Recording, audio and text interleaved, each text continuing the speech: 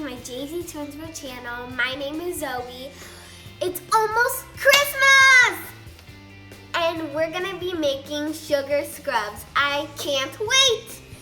So the things you will be needing, well, the very important part usually is the presentation. So like over here, I wrote with liquid chalk, who I'm gonna give it to Anna, and I just used some glitter glue to make a heart and some designs. And yeah, that's one of the very most important parts.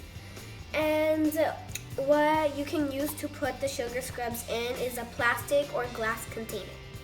I will be using plastic. So what I already added into my mixture were 1 cup of sugar, 4 tablespoons of sweet almond oil, or you can use coconut oil, 15 drops of essential oil, and 5 drops of food coloring, yellow food coloring, and lemon essential oil.